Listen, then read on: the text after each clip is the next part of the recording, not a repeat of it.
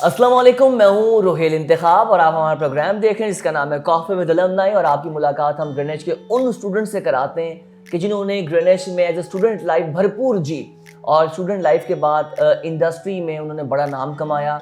आज की जो हमारी मौजूद मेहमान हैं, एजुकेशन सेक्टर हो, मीडिया इंडस्ट्री हो, उसमें बहुत काम किया। हम वेलकम करेंगे राबील शेख को। राबील कैसी हैं? अल्हम्दुलिल्लाह रोहिल, आप कैसे हैं? ठीक ठाक। Welcome to the grenade university. कैसा लगा दोबारा से यूनिवर्सिटी आके? बहुत अच्छा लगा। अच्छा। In fact it was a nostalgia. I mean it after a very long time, मेरे ख्याल से अराउंड 9 to 10 years बाद यूनिवर्सिटी आना, काफ़ी सारी मेमोरीज हैं हमारी यहाँ पे, बहुत ज़्यादा। तो वो एक एक चीज़ आपको याद आती है, यहाँ हम ये करते थे, यहाँ ये होता था, तो वैसी वाली एक फीलिंग आ रही है। अच्छा, ये सबसे पहले बताएं कि अभी आप क्या कर रही हैं और किन किन इंडस्ट्री के साथ आप मुंसलिक रहीं, किस कंपनी के साथ काम कर रही हैं, स्टार्टअप कर रही हैं, क्या कर रही हैं आजकल? जी, तो बेसिकली मेरा जो करियर रहा है थोड़ा सा डाइवर्स रहा है, क्योंकि मैं एजुकेशन में भी रही हूँ और मैं मीडिया में भी रही हूँ। तो मीडिया में मैंने काफ़ी टाइम दिया।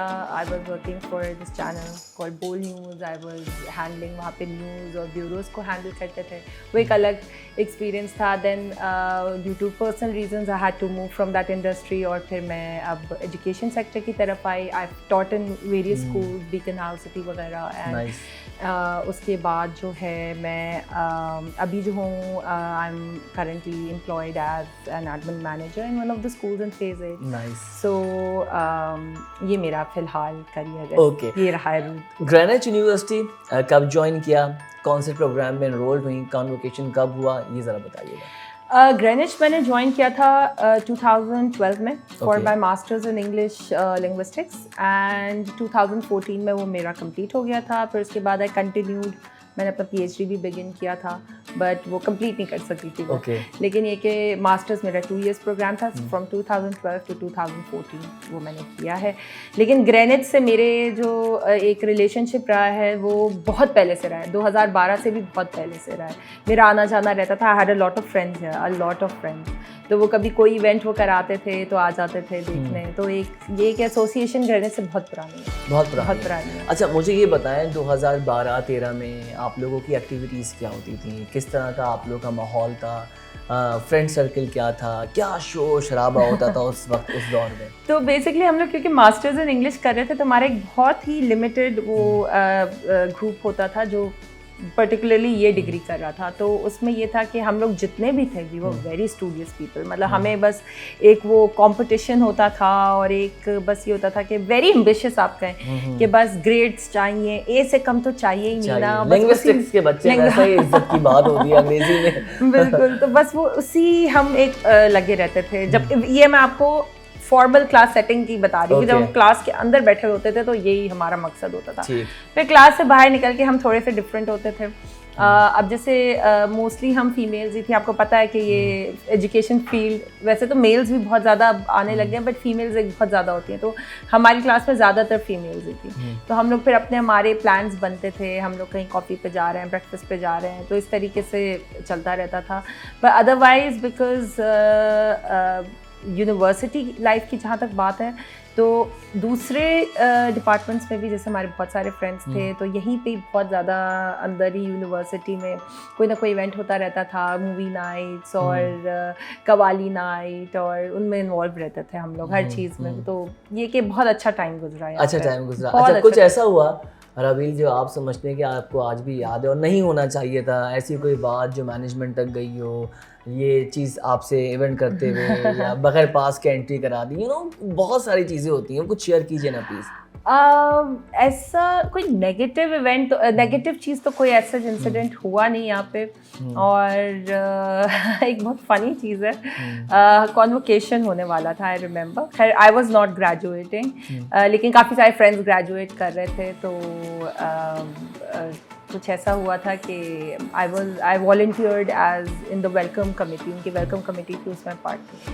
तो मुझे पता एक इनवाइट चाहिए था एक्स्ट्रा, और वो मैं बस किसी तरीके से मैंने वो इनवाइट निकाल लिया था कि मुझे चाहिए, और निकाला इन टर्म्स के मैंने उस वक्त मुझे एग्जैक्टली याद नहीं है, बट वो दे रहे थे आगे, तो मैंने रिक्वेस्ट डाली हुई थी। तो वो जो मैनेज कर रहे थे इन्विटेशंस को, उन्होंने मुझे एक इनवाइट दे दिया था। वो सईद मुगल साहब खड़े हुए थे।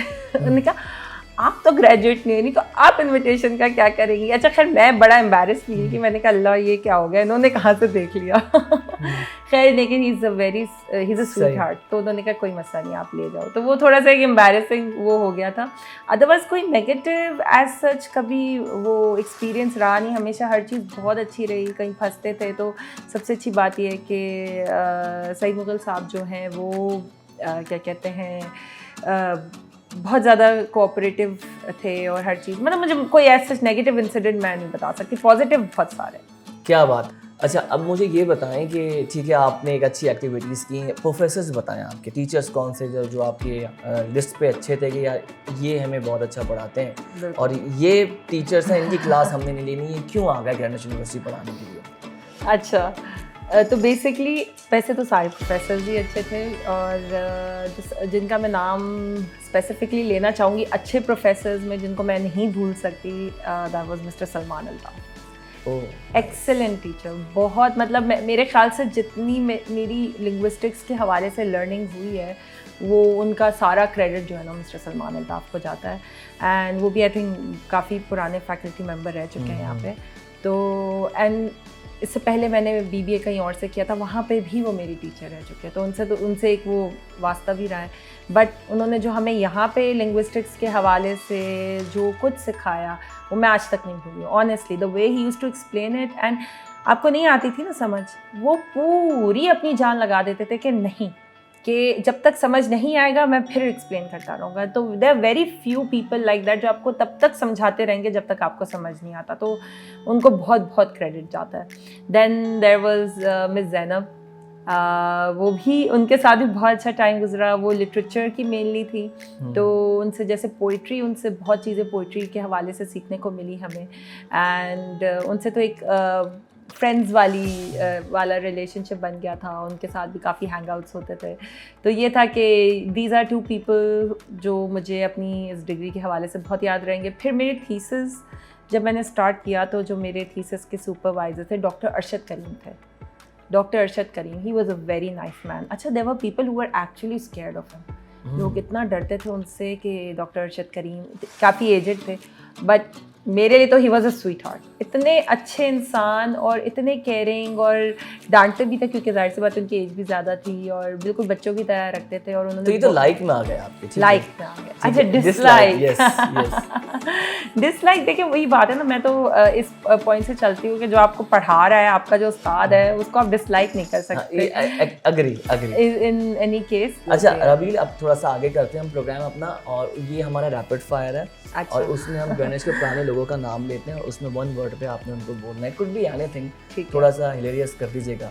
जैसे कम्युनिकेशन में होते हैं मिस्टर राशिद इकबाल, तो स्टूडेंट उनको क्या कहते हैं, आप लोग क्या कहते थे उनको 1 वर्ड में? वैसे तो मेरे फेवरेट थे, क्योंकि उनसे सबसे ज़्यादा मेरी वो रहती थी, लेकिन जब गुस्सा आता था ना तो फिरौन बन जाते थे। नहीं हो सकता बस ना, नहीं हो सकता, गुस्सा आ गया। अच्छा कैसे? बस ना, अरे यार आप लोगों को बोल दिया था, नहीं हो सकता बस ये काम, अभी आप लोग बस समझते ही नहीं है बात।